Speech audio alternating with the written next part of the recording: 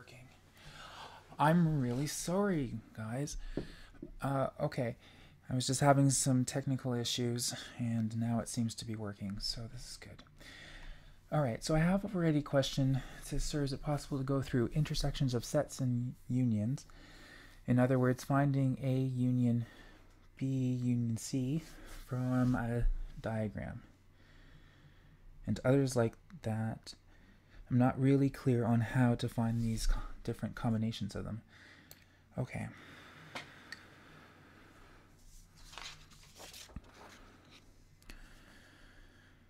So I see. Sorry, was the question clear? I think so. Hard to explain. Okay. Well, the question that he asked me first was about finding, say, A union B union C. And so what I can do is, here's a Venn diagram.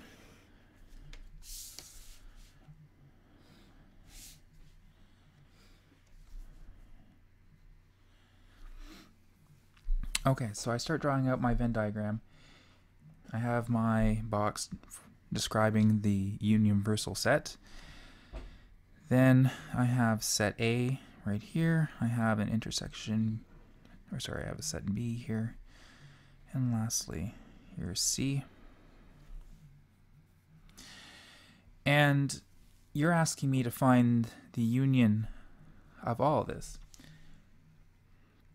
So this means that it's, if I start filling this in, if I read this, it's everything in A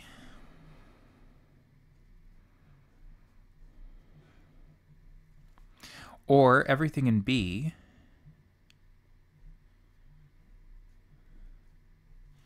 or everything in C.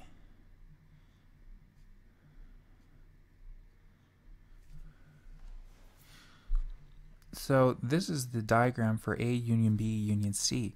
It's everything in A or everything in B or everything in C. So it's just filled in the sets of A, B, C.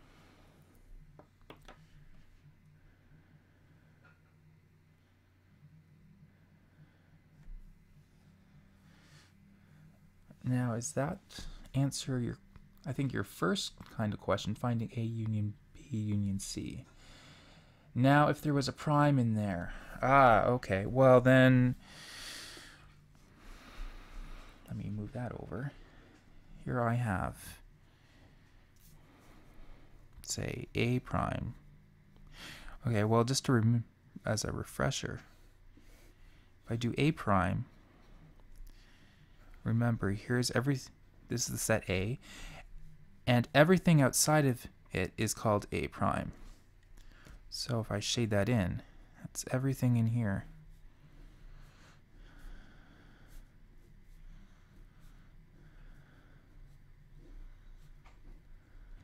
There.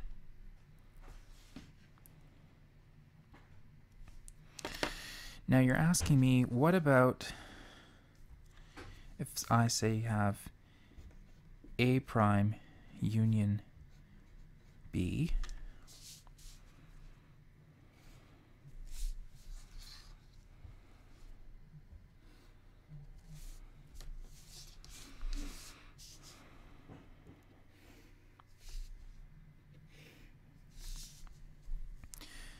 so here I draw my set A,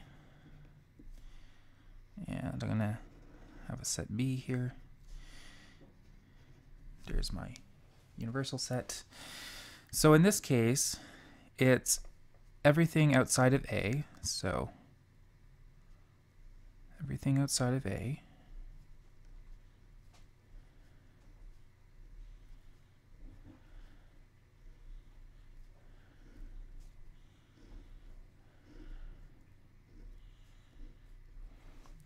and the union means that it's everything outside of A or everything outside of B. So here's everything that's been shaded in B. I've just missed this part in here, and I'm done.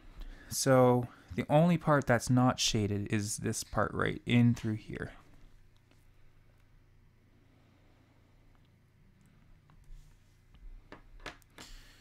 Now, unions are always much more easier to fill in or draw, because all you do is you just fill in whatever your set is for this one, and then you fill in the color for whatever is in this one. The more trickier one comes when we start to do intersections. So, for instance, I have A primed intersect B primed, or sorry, just B.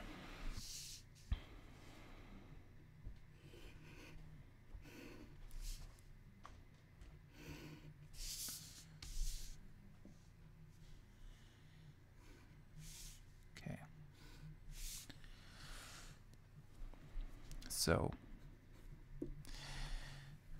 again, I just fill in my, here's A, here's B.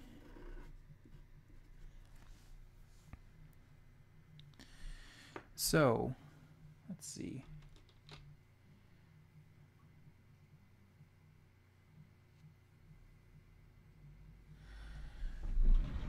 I'm just looking to see if I have a different pencil. Okay, so you might end up doing that, just to help illustrate this, you might end up doing this. Okay, so in this part here, I have A prime, so it's everything outside of A.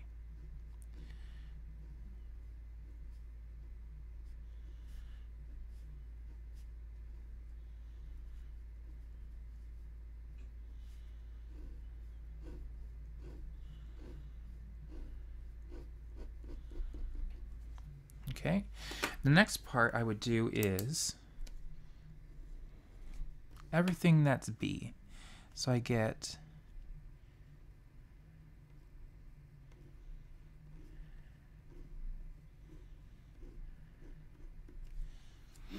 okay, and so the intersection of A and B is anytime I have this kind of cross hatching here. This kind of right there. So my final Venn diagram is going to look like this.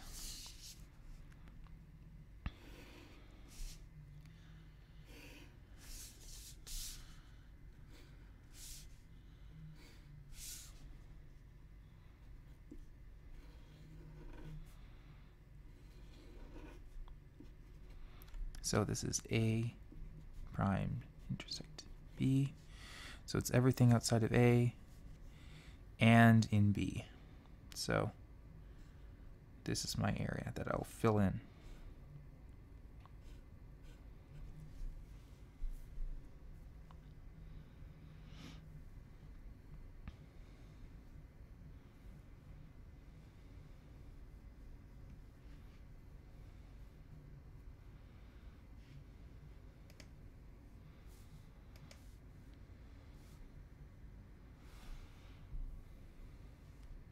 So is that fairly clear now about how to handle, say, intersections and unions?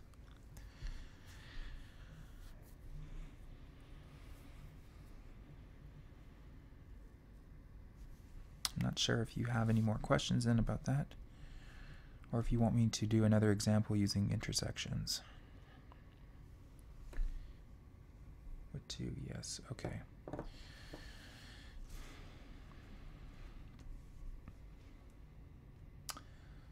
Okay. So let me try to find another example. What about with 3 intersection with primes? Okay. So let's say, for instance, I have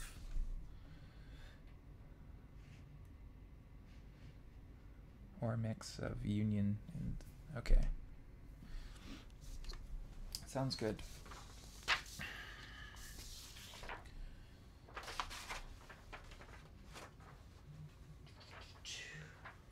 Okay, so we want to mix. So what would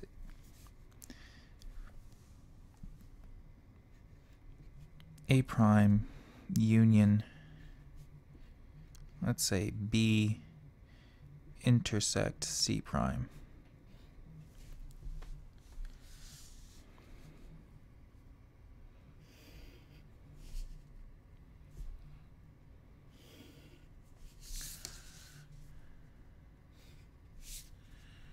Okay. B intersect C primed. Okay, so if I have, here's A prime, or here's A, here's B, here's C. Okay, so in this part we have B intersects C primed. So what this is, again, when I look at this, I want to do everything that's in the brackets first. So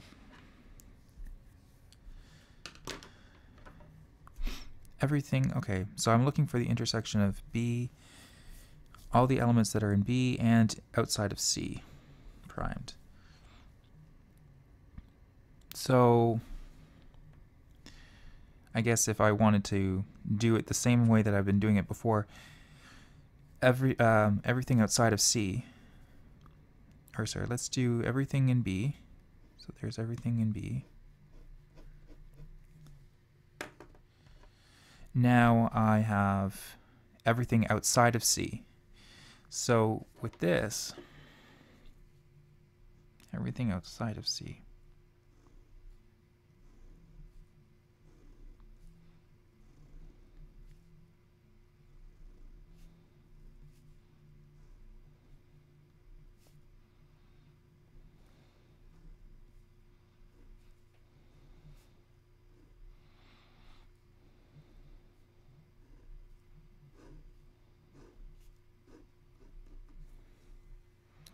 Okay, so what I'm looking for is that intersection again where I have this crosshatch.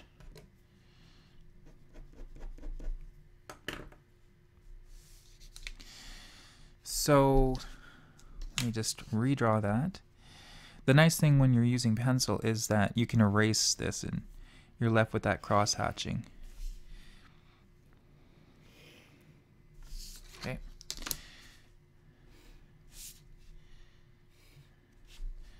So unfortunately I'm using pen and that's the only thing that'll show up on camera really well. So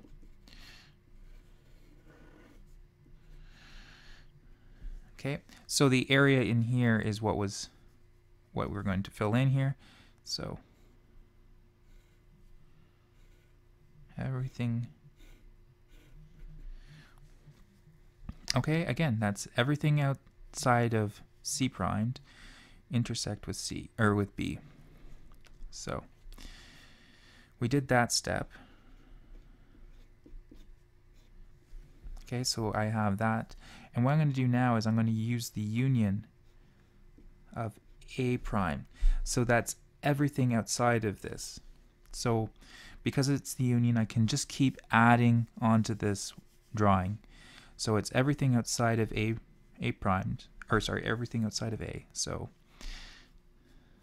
I will just start shading in everything else outside of A.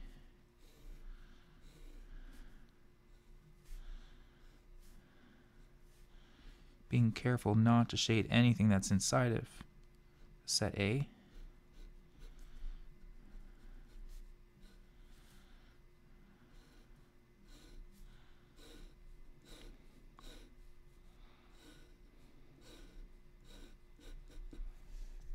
And this is the final diagram then for that.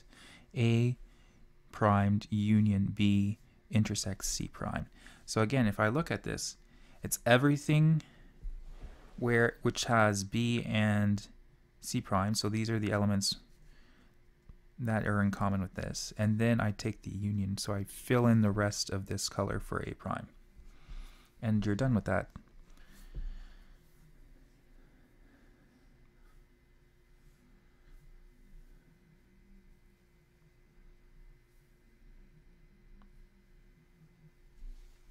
maybe I'll take a moment to also point out that this is also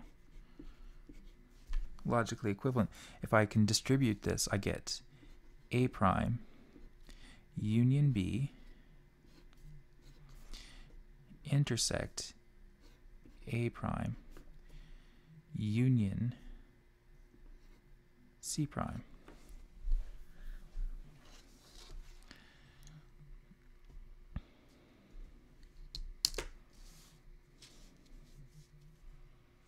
So I can also show that this is true too, that it's the same diagram as this. So let me start off with doing this diagram first.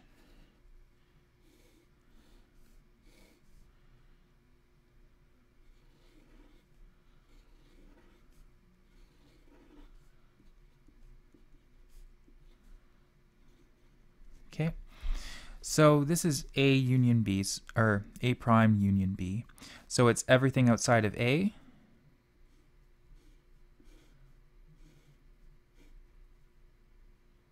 everything outside of A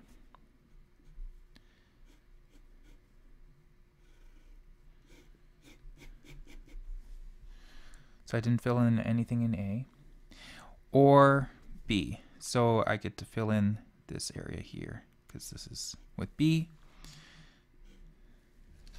So the only area that I didn't fill in was in there. So this is A prime union B.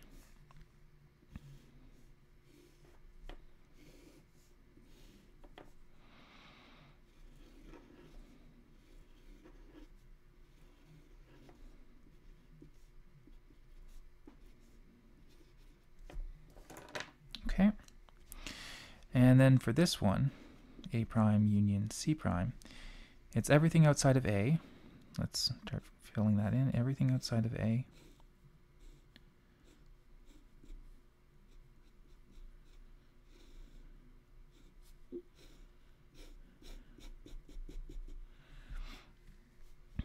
Or everything outside of C prime. So here's C and everything outside of it. So I get to fill in here as well.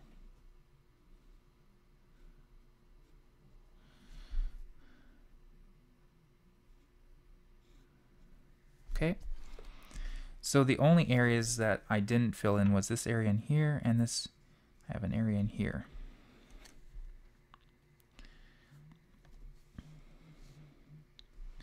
So now what I need to do is kind of overlay this. Where are the areas that are both filled in?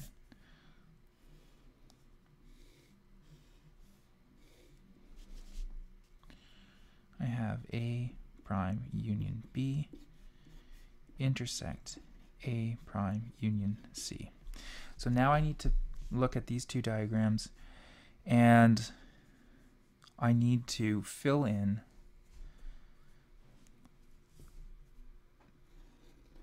where I have both of them filled. So, okay. So in this case, basically, oh, I should just use, I'll try to use this. Basically, we notice that everything is colored in outside of these sets. So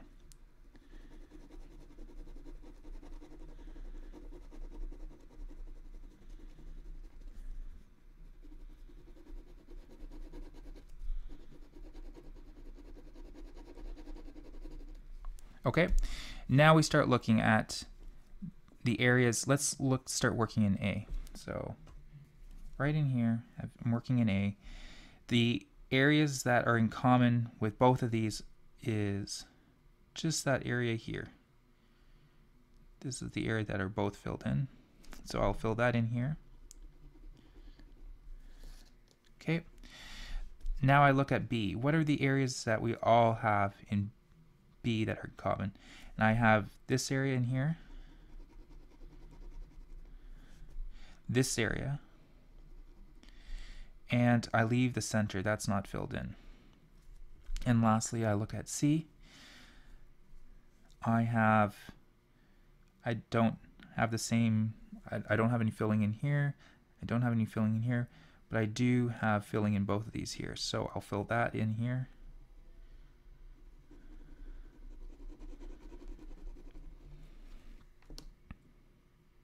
Okay, and lo and behold, I have the same diagram. So I have actually shown that A prime union B intersects C prime is logically equivalent to A prime union B intersect A prime union C prime.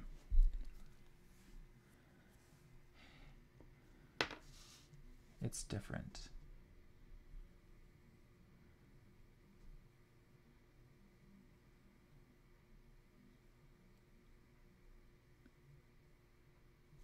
This one and this one.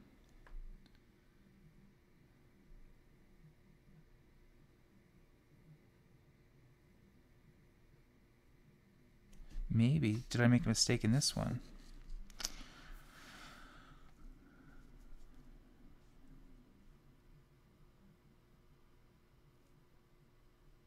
Yes, I did.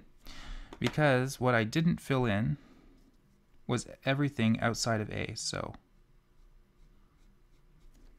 it should be filled in there. Right? So I had copied down everything from here. So this is what we needed to fill in, was this section right here. So we had that. This is what we needed to keep. That's good. And then what I needed was everything outside of A. So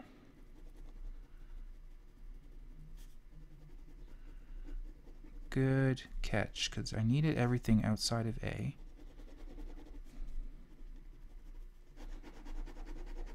I'll fill that in.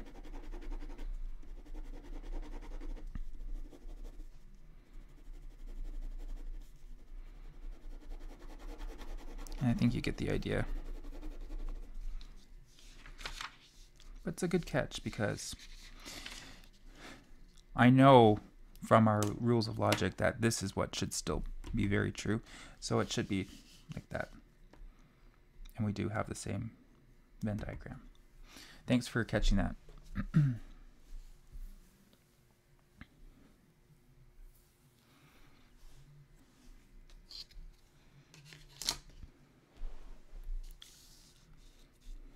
Okay.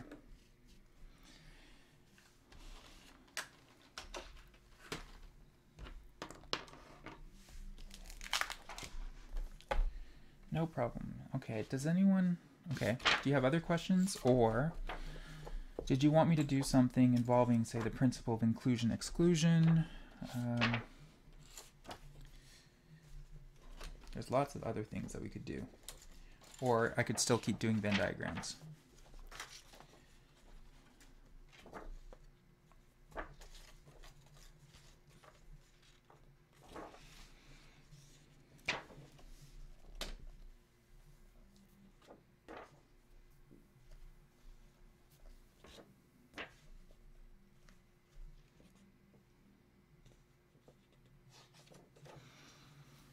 Well, if no one's going to ask any questions, you're free to ask them.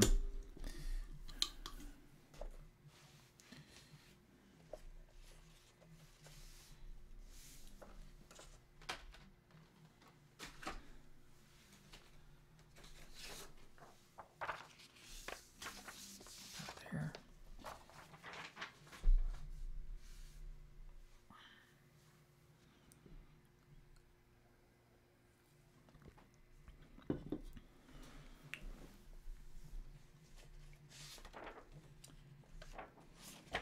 Okay, 5.2.2. Okay, perfect.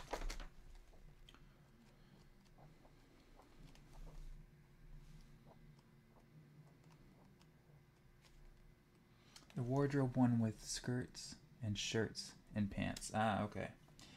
Yes, that is a good one. And dresses, right.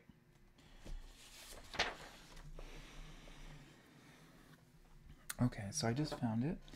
So 5.2.22, in Misa's wardrobe, she has 5 skirts. So this is, I'm just going to write this out. Well, no, I don't have. She has 5 shirts. She has 6 skirts.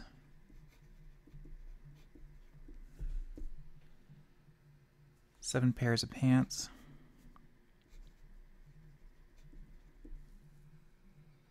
And 8 dresses.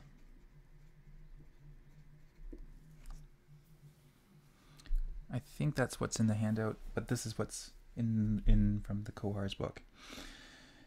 Okay, Misa can either select a skirt or a pair of pants to go with a shirt, or she can only wear a dress. Oh, okay, that's an important statement. I'm going to copy that out. So Misa can select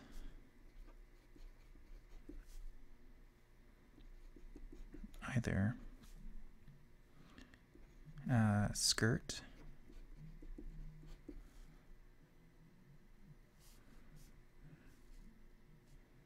pants to go with a shirt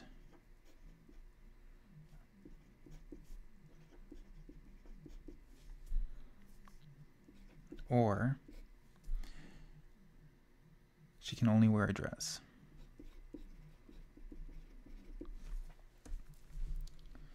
Okay. So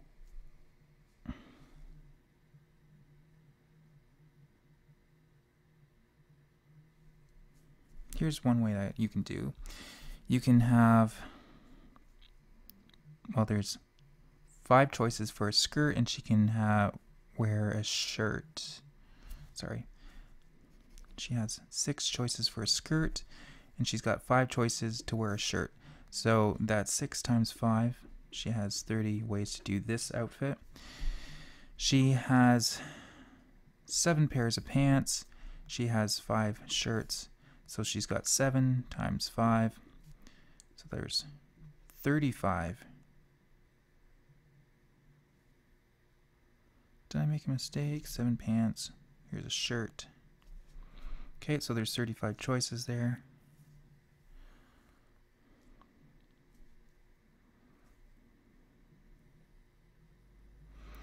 And then she has 8 dresses. So I can do 30. She can either pick this one, or she could do this one, or she could do the 8 dresses.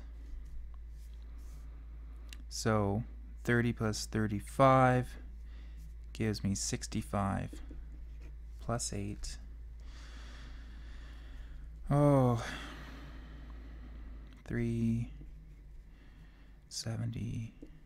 So I think I get 73 ways. So therefore, Misa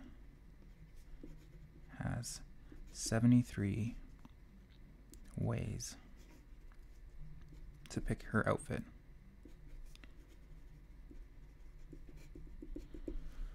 Now, hopefully I have the right answer that was given.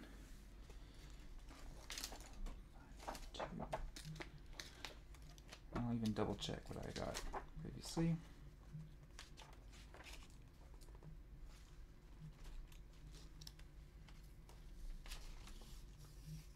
Good. Yep.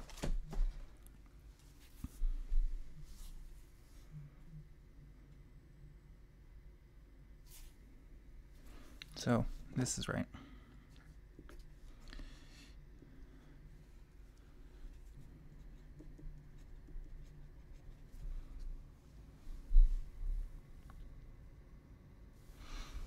Now, I think the other way that I had read this is when I did it in the solutions. A lot of people, when we put this on the quiz, this is kind of the way that people did it, which is great. Because I like to do everything usually fairly condensed. So in this case, what I had done is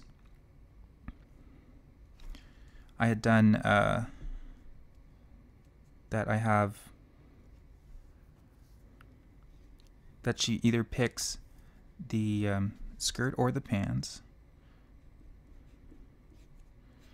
right? Then she has 6 choices for the skirts, or she could pick from the 7 pants. Okay, so she picks either a shirt or pants, and then she gets to pick her pants, or her shirts, sorry. So here's her shirts. Sorry, this should be skirts. Skirts and shirts. I'm mixing them up. Okay. The other one is, here's or. So she could have all these outfits, or she could have her 8 for her dresses.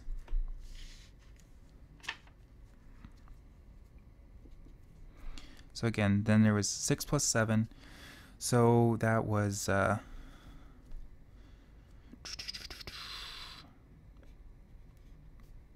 do 13 times 5 plus 8. So in this case, I have 13 times 5. So there's 15, 5, 65, 65 plus 8, which again gives me 73. This, this is equivalent to writing it out as distributing it. So I got 6 times 5 plus 7 times 5 plus 8, which again, that's how we got back to this original up above here. So, okay, so ask away. I have another question, if you have another.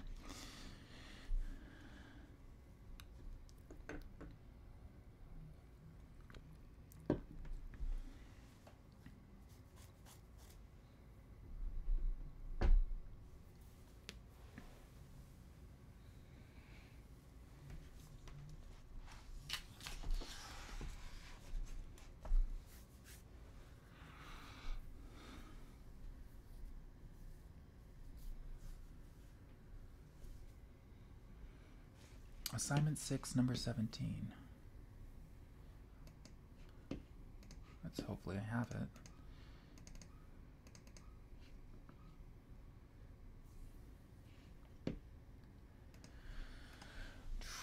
Okay, let me look that up.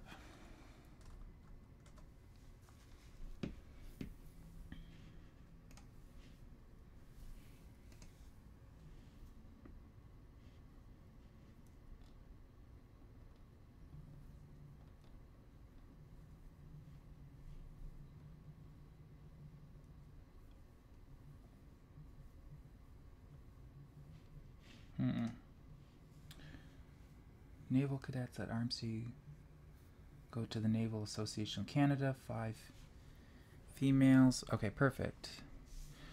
So, okay. So I assume that there's 10 then cadets. How many groups of 4 can be made if, okay, so 5 males and 5 females.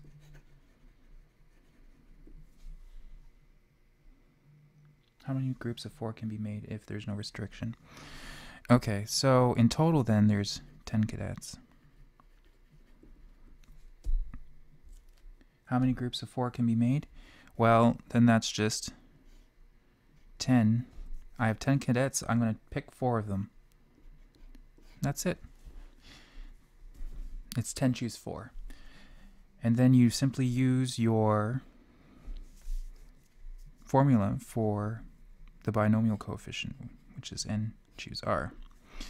So I have n factorial over n minus r factorial, r factorial.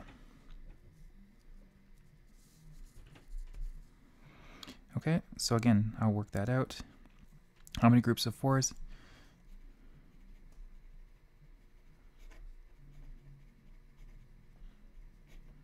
I have 4 cadets. Well, then I get 10 factorial over 10 minus 4 Then I have 4 factorial. So that I'm left with 6 factorial over 4.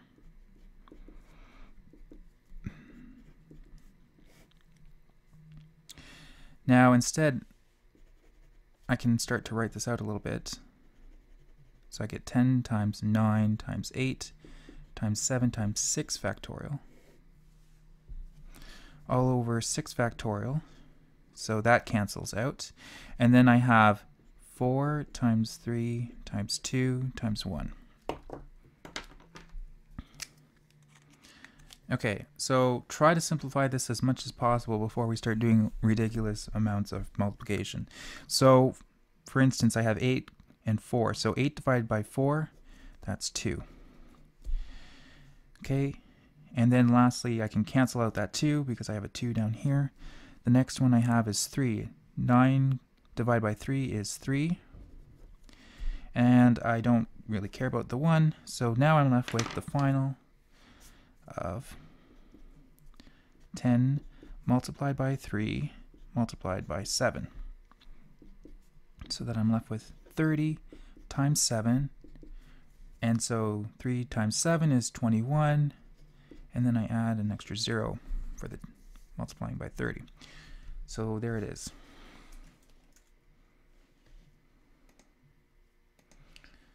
Okay. Okay, so you gave me another question, which is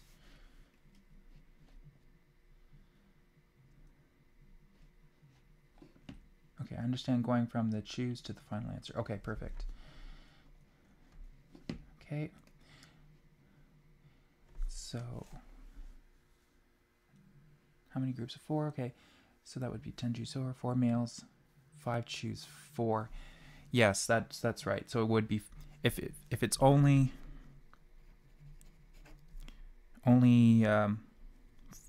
4 males, then again, you're right. It should be I have 5 males, I'm going to choose 4 of them. If I had 3 male and 1 female, well, then that's I have in the male section here, I have 5 males. I'm going to pick 3 of them. And I'm also going to pick, from the 5 females, I'm going to pick 1 of them. Yeah, it's not plus, it's multiplication. Because again, the and is the multiplication principle. When you use or, then we're switching to the sum principle. That's when we use the plus.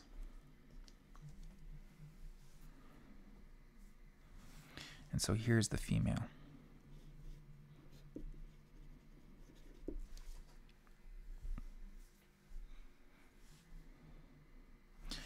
And I can quickly do this by using, if you haven't seen this before, we can use Pascal's triangle. So I'm filling the rows in. So notice here I have 1 plus 2 is 3, 2 plus 1 is 3, 1. Same thing here, 1 plus 3 is 4, 3 plus 3 is 6, 3 plus 1 is 4, and I get to this one right here. I get 1 plus 4 is 5, 4 plus 6 is 10, 10, 5, and 1. And so right here, I have 5 choose 0. This is 5 choose 1. Here's 5 choose 2, 5 choose 3, 5 choose 4, 5 choose 5. Okay, so then 5 choose 3 is 10. Multiplied by 5 choose 1 is 5. Because again, if you make this makes sense, I have 5 things and I'm going to pick one of them. There's 5 ways to do that. So then it's 50.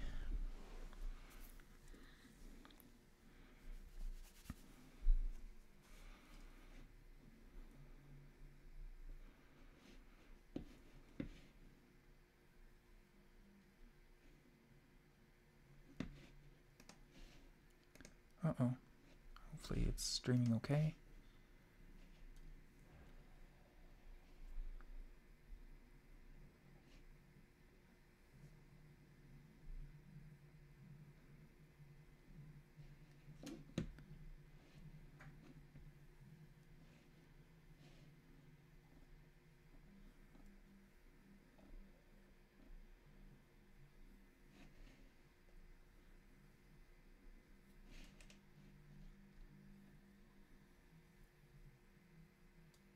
I still see it. Okay.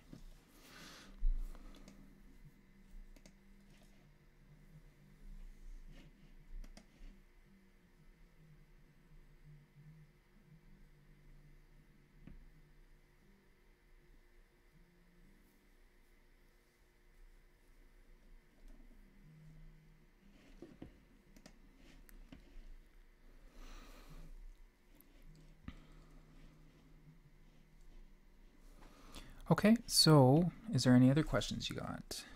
I'll keep answering them.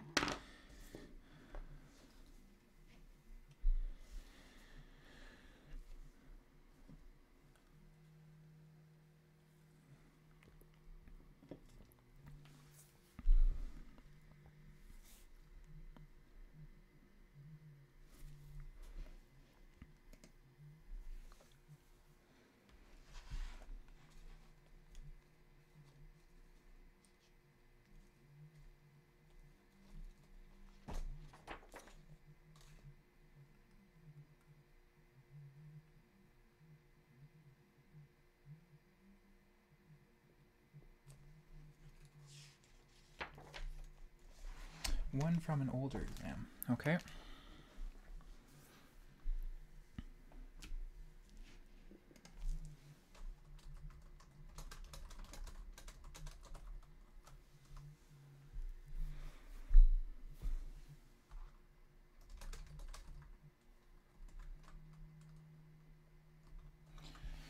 Perfect. So let me grab some more paper.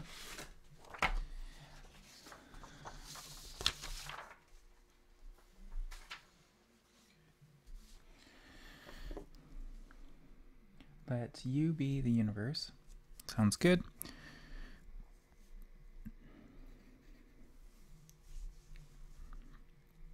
Use the universe. Perfect. Oh, great. Emoticons. Okay. And this is my universe. Okay. Got that. A and B are a subset of the universe such that the number of elements in the universe is equal to 200 and the number of elements in A is equal to 100. You also told me that the number of elements in B is equal to 80 and that I mean a subset with the underline under. Yep. Okay. And that the number in A intersect B is equal to 40.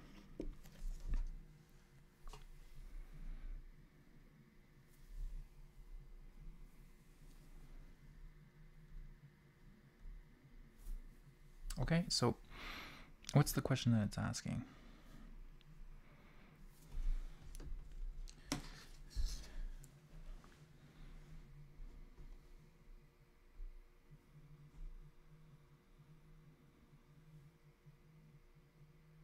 B prime. Okay. 1 is a prime. Okay. So the first question I have is, what's the number in B prime? Just 120? I'm not sure. What I would do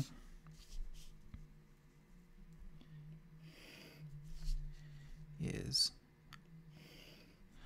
I'll just draw out a Venn diagram just to be sure.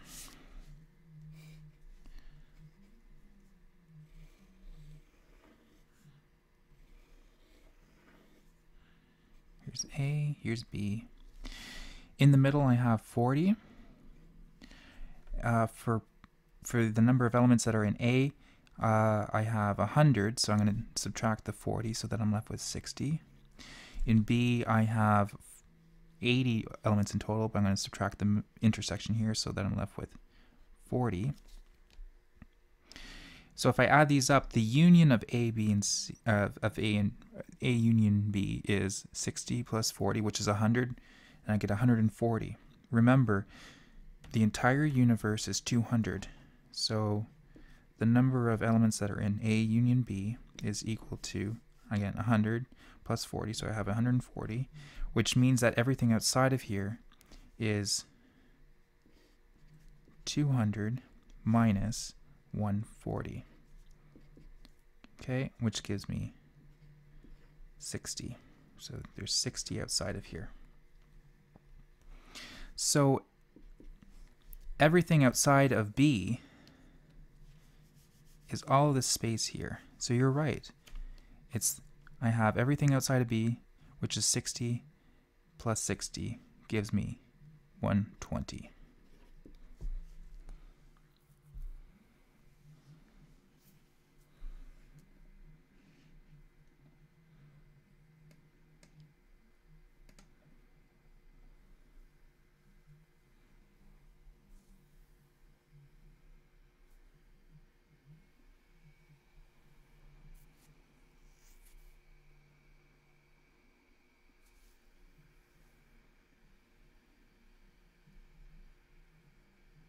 Okay, so I assume we mean that it's going to be, so here's part B, the number of elements in A prime intersect B.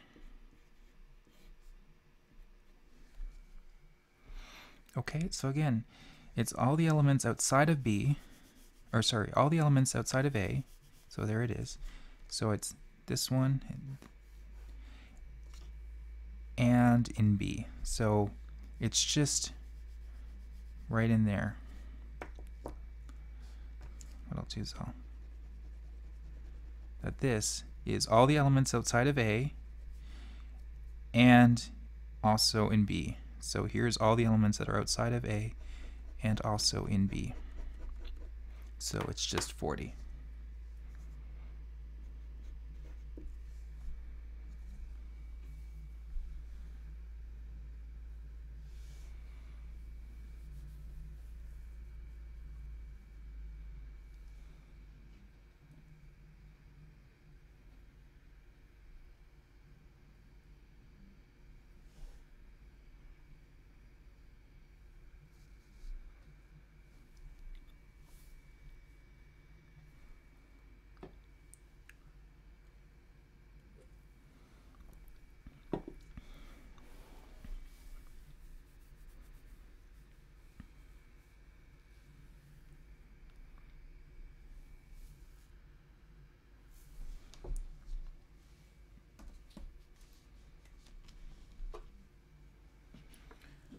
Keep the questions coming if you want me to keep.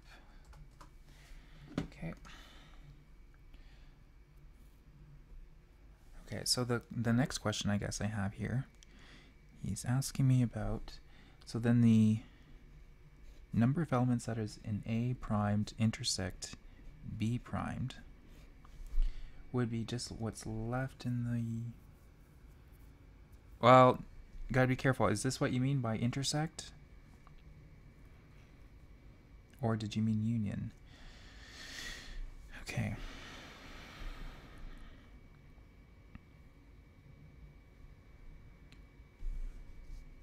There's a couple ways I could answer that.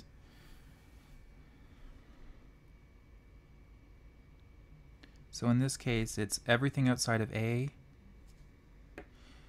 and everything outside of A intersect with everything outside of B. Okay, good. Well, then what I'll do is, I'll do an alternative way here. What I'll use is an application of De Morgan. So here's something interesting, that A union B primed is equal to A prime intersect B prime. This is De Morgan's law.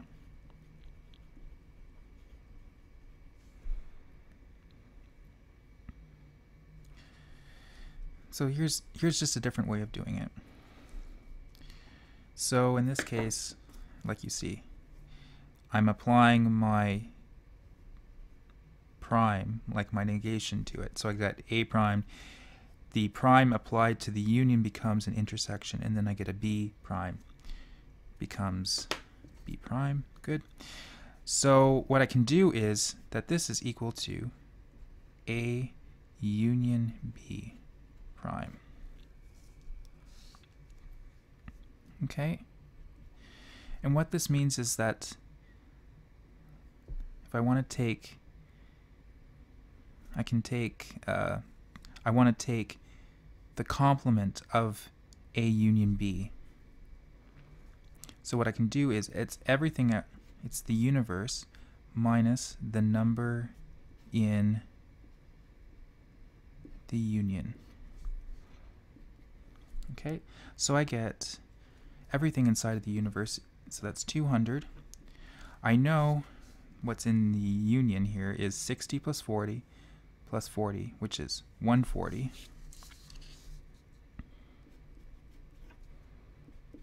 And so I get 200 minus 140 leaves me with 60. Yep.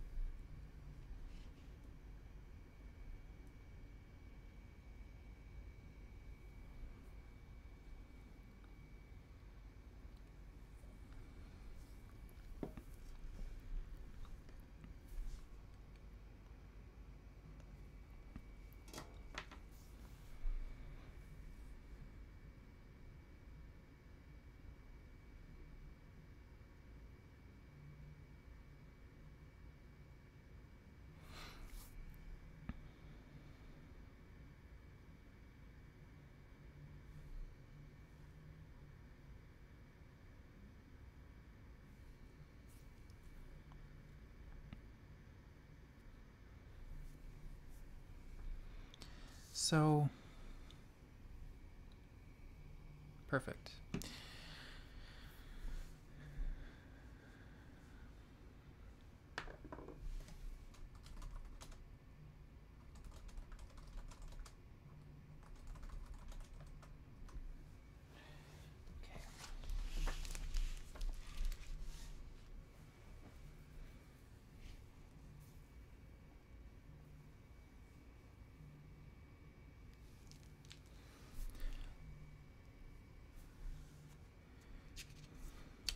Okay, so we were just, I was just addressing any questions, and just kind of review some of the things that I said I would review. Make sure I cover all these principles. The principle of inclusion-exclusion. And so here is the principle of inclusion-exclusion.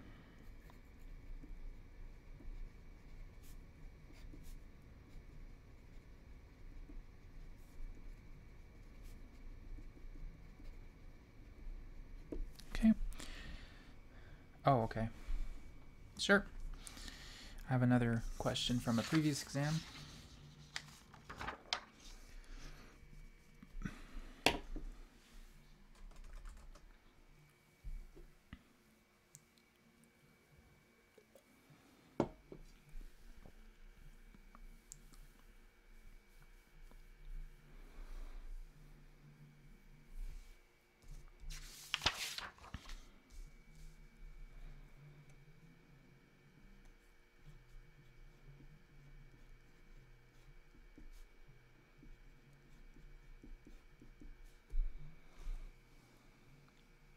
Okay, so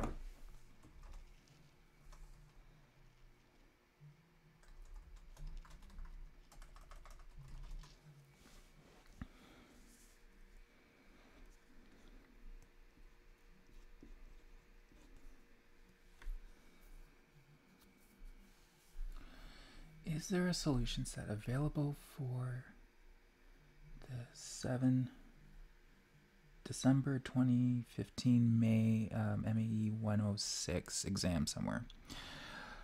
I've done my exam, but I can't find the solutions to check my homework or my work. Unfortunately, I wasn't teaching it last year, so I don't have the solutions to the previous year's exam. So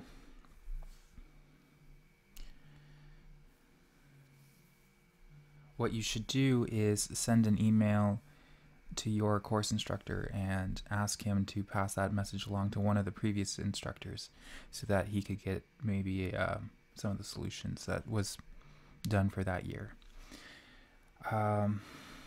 Unfortunately, I don't even have the no problem. I don't even have what it looked like last year, because I've only taught it for the 13, 14. I didn't teach last year, so it's okay. So, principle of inclusion-exclusion.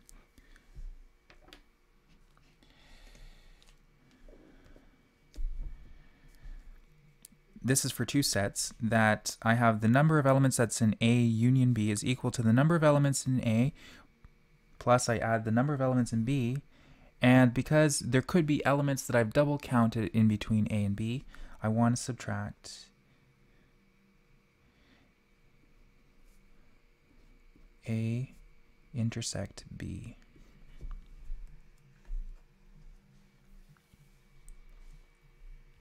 Okay. The other one, well, you could end up needing it for three sets. A union B. Oops. Union C. So I could just add up the number of elements in A plus the number of elements in B plus the number of elements in C. I'm going to subtract the ones where I've double counted between A and B. Subtract the number of elements where I've counted between A and C. The number of elements in B and C. And I need to add back now the number of elements that are in A and B and C and D. Whoops. I'm only doing it with three sets.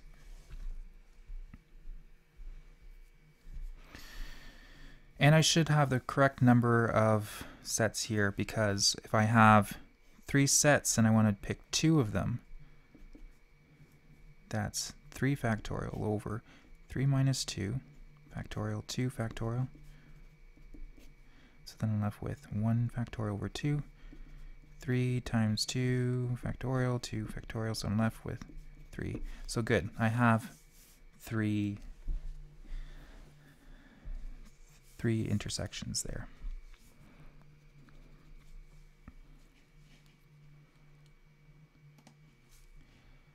Okay.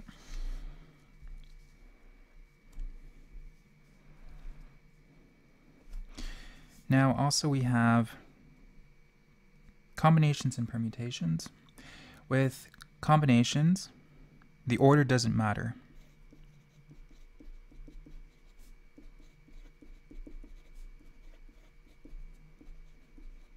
If the order doesn't matter, then you use combinations. If the order does matter,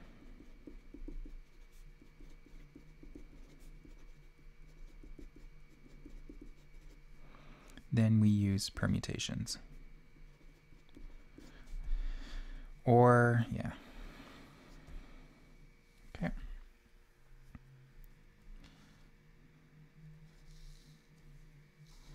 So for instance,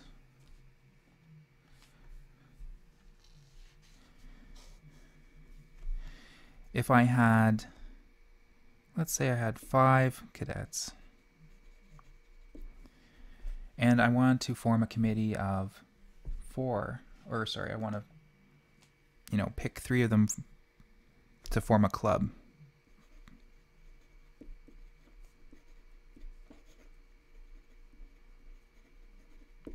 Then it's just simply 5, choose 3,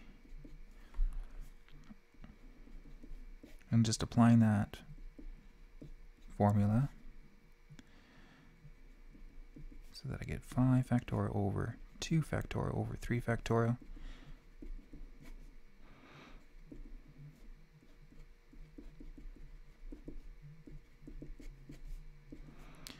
And then, so I'm left with 10. So therefore, I can form a club of 3 from 3 students, or sorry, so I can form, therefore I can form a club of 3 cadets from 5 in 10 ways. If the order matters, this is an example. I still have those same 5 cadets, but now I want to pick a president, I want to pick a vice president, and I want to pick a secretary. So there are 5 choices for a president, and see, there's the and, which is the multiplication. Remember, and is multiplication. The next one I have is I have a VP, my vice president. I have 4 choices remaining because I've picked one of them, and now I'm left with 4 of them. And last, I have a secretary, because I've picked one for the president and one for the VP. Now I only have 3 choices left. So that's equal to 5 permute 3. So 5 times 4 is 20 times 3. So 2 times 3 gives me 6 with a 0 on the end to give me 60. So there's 60 ways that from those 5 cadets I can pick the president, the vice president, and the secretary. If I'm just, you'll notice that there's going to be, if order matters, then there's going to be more number of ways to do that. If order doesn't matter, you'll find that it's going to be less than that. So again, as a review, if I'm just picking any 3 to form the club, then it's going to be 10 ways. If I choose 3, and if the order matters, this would be, for example, I'm lining them up. I have a president, a vice president, and a secretary. I'm going to have 60. Okay.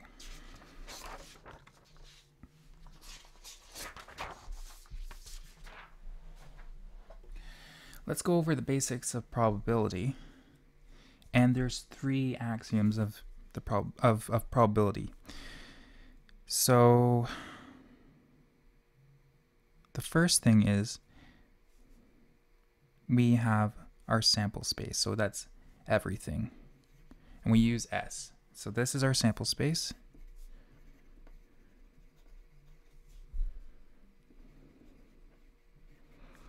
And that is all the possible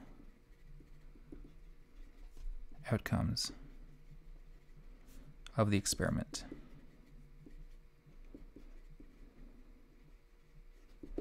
Okay, so the probability of that is equal to 1. So this is axiom 1. So if I look at all the possible outcomes, the probability that one of those outcomes is going to happen is 1. The second one is, if I have some event E, the probability of that has to be greater than or equal to 0. Okay, so it's like a scale.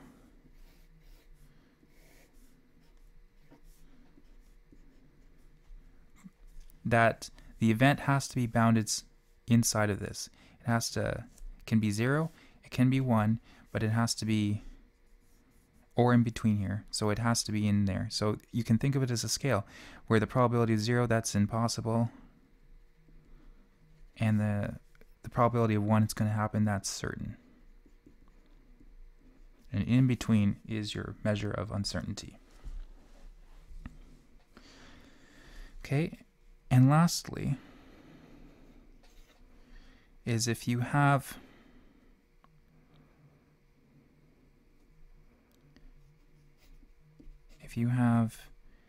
E1, E2, ... all the way to En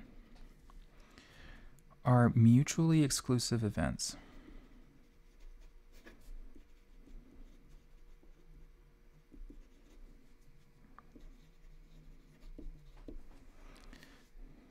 Okay, so what that means is,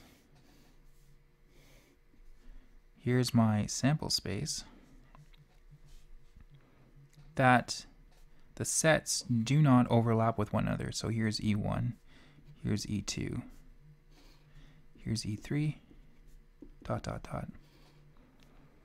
Here's En. When they're mutually exclusive, they don't have any overlap, so the intersection of them is the empty set.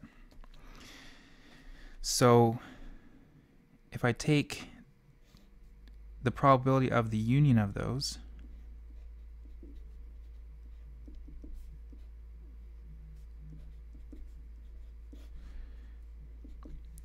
well, just like our principle of inclusion-exclusion, if I don't have anything in the overlapping areas, I don't have to worry about them.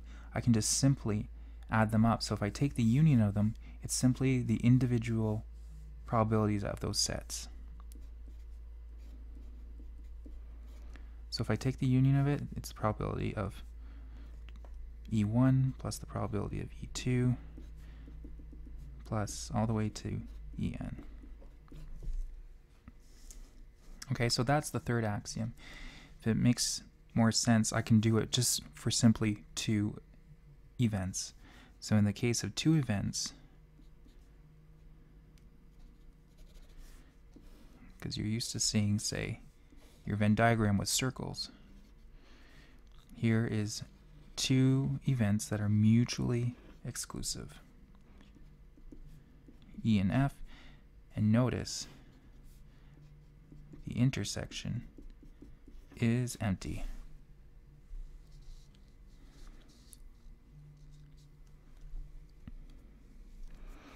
So again, if I take the probability of those,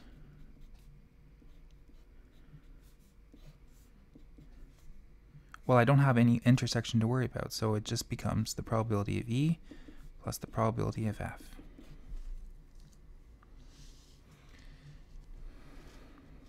Okay, if I don't have them where they're mutually exclusive, if I have, say, 2 sets here, E and F,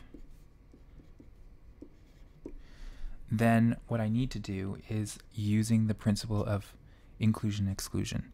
I get that the probability, if I take the union of E and F, E union F, the probability of that is equal to the probability of E. So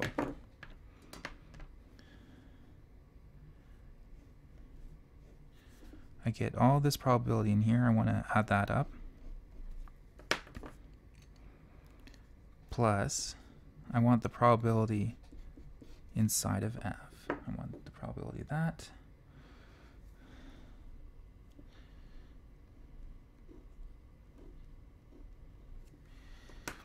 Okay, so there's everything inside there. And then last, I've double counted this, because if I've added all the probability for this, the probability of that, I've double counted this area in the middle, so I want to subtract that.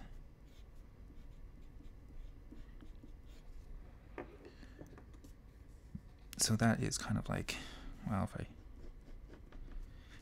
color code this.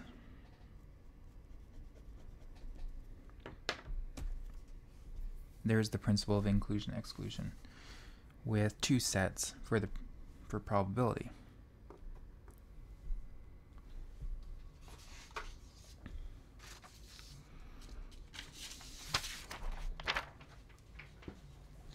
So if I'm working in what is called a uniform probability space,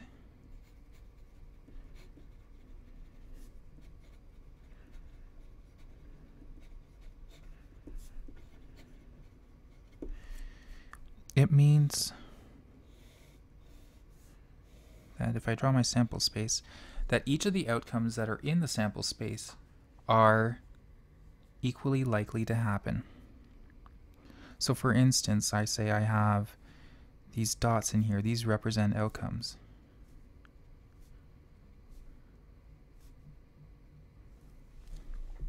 Okay. And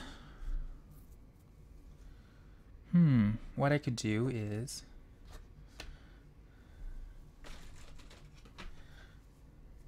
add some color here.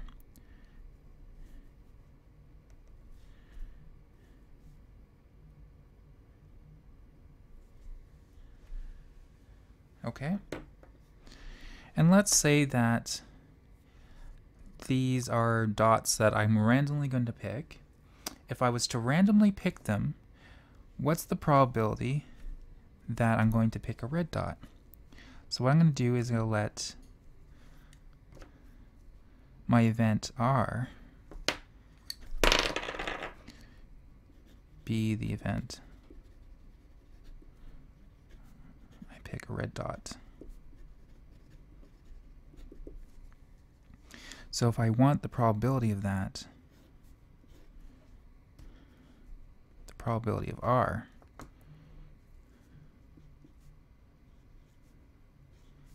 it's the number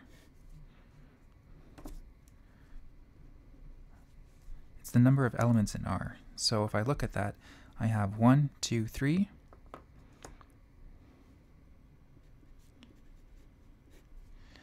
And then I want to count all the outcomes in S. So in this case, I have 1, 2, 3, 4, 5, 6, 7, 8, 9, 10, 11. I have 11. So the probability of me picking a red dot in this uniform space is 3 out of 11. So again, in a uniform probability space,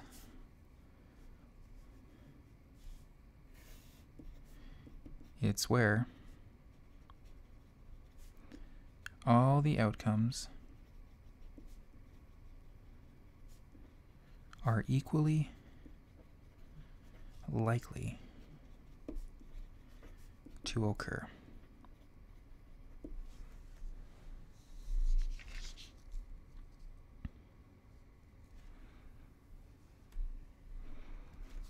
So here's an example of in a sample space. Let's say that I have a die and I'm going to roll it.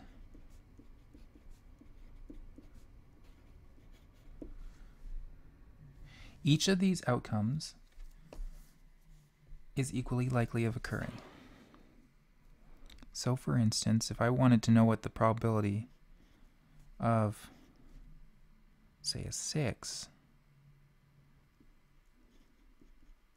rolling a 6, well, that's 1. There's only one way to do that out of the 6 possible ways.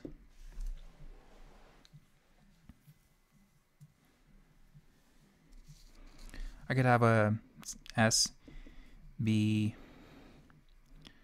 a deck of cards, a standard deck of cards, so 52 playing cards.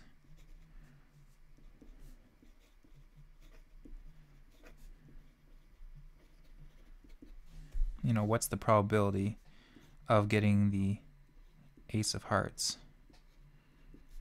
Well, there's only one way to do that, and there's 52 cards.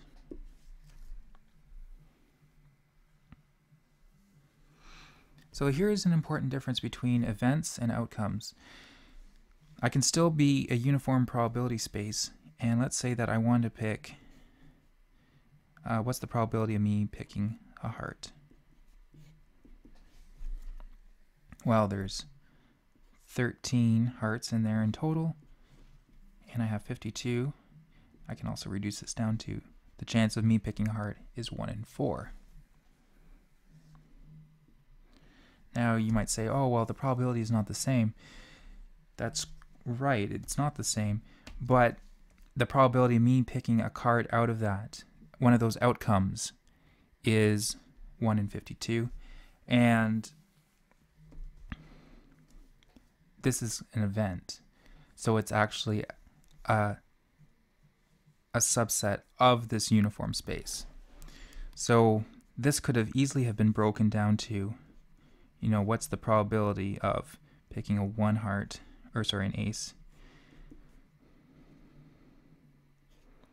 or what's the probability of picking a 2 of hearts, plus the probability of picking a 3 of heart, plus the probability of picking a 4 of heart, etc., all the way up to king of hearts. And again, each of those is 1 in 52, 1 in 52, 1 in 52, all the way up to 52, and that occurs 13 times, so it's 13 over 52.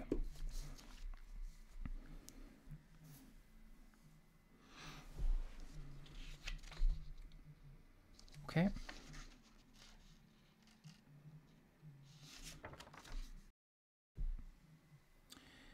Using counting techniques.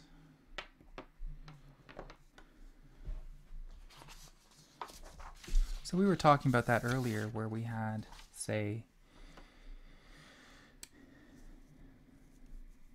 let's say that we have 10 cadets, and we want to pick a committee of, say, 4.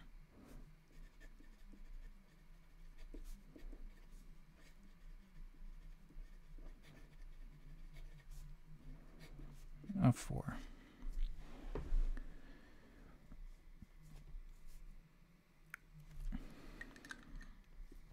So again, like we said, here's the number of ways to pick that number is 10 choose 4. And we've done that previously.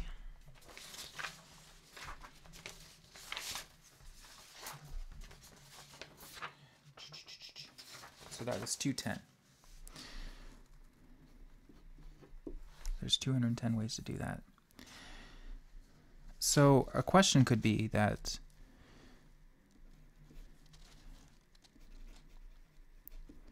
what is the probability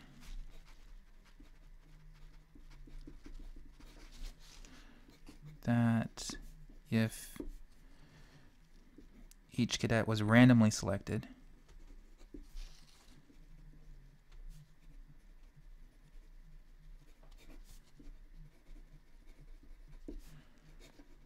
for the group. Yeah, so what is the probability that each cadet was randomly selected in the group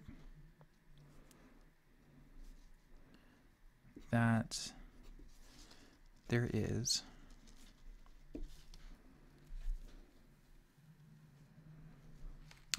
let's say in these 10 cadets, I have 5 male and 5 female.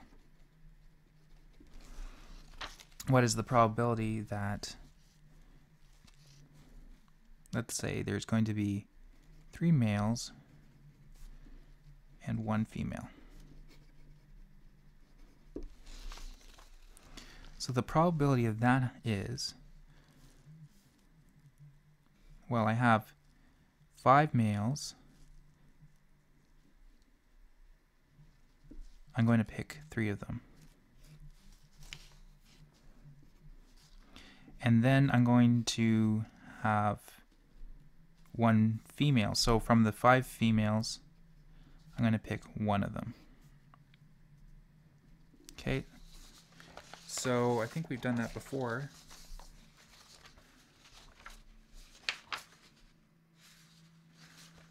So 5 choose 3 is 10.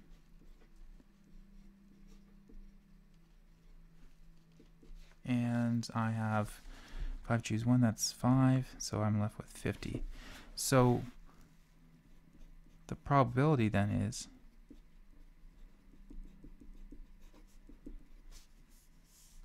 there's the number of ways that that can happen that we want, so that's 50 over the total number of ways that it's possible to happen is 210. And I can simplify that down to just 5 over 21.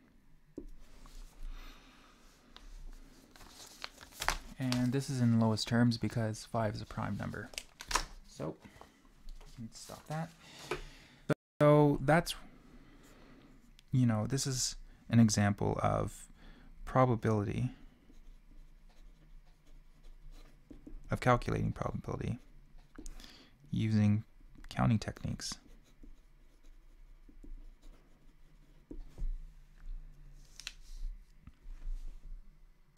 Is this question 7 from the midterm? I don't think so. Could be because it's just a question I've made up.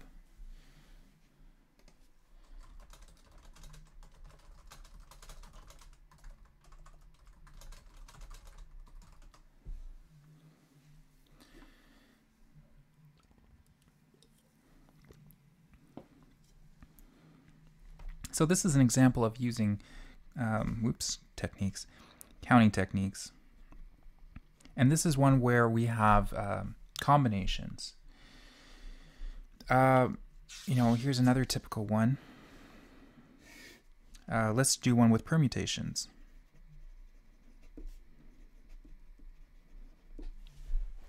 Okay, just found it. Looks like 7C. Yep, after a while, all the questions I'm probably making up on the spot have been in one form or another throughout this course. Definitely. Here's an example with permutations. Let's say I have 5 friends here.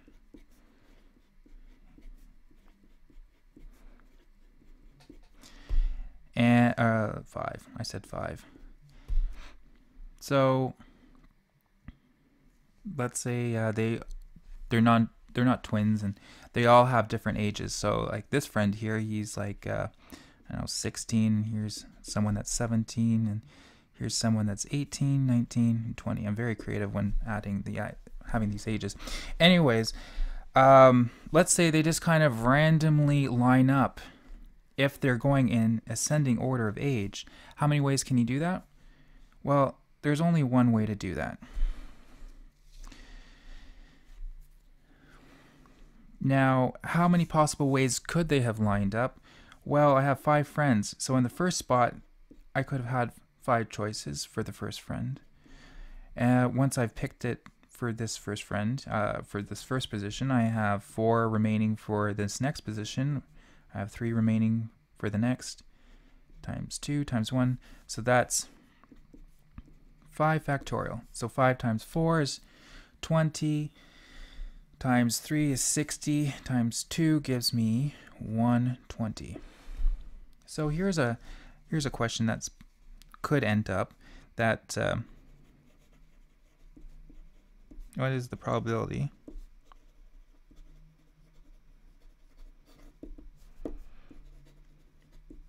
that 5 friends line up in ascending order?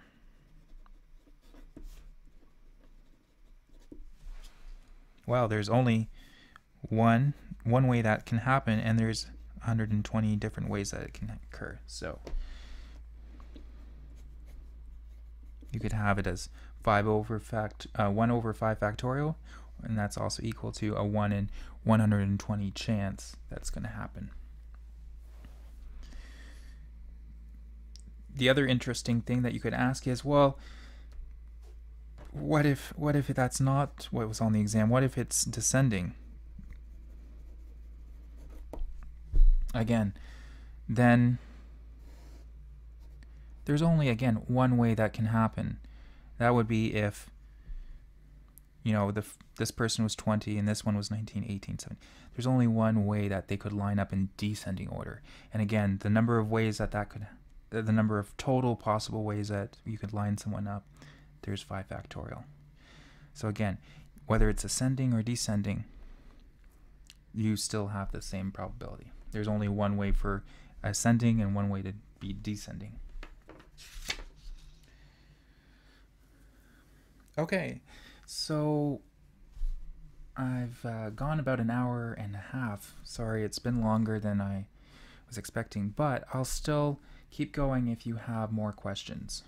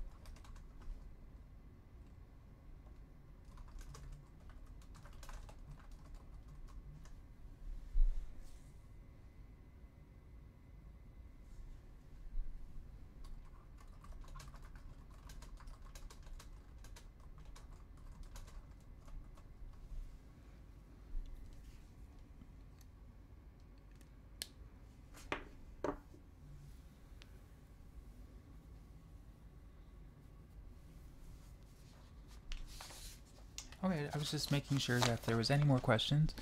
The other thing I'm always interested in hearing some feedback about if everyone was able to watch the stream okay, and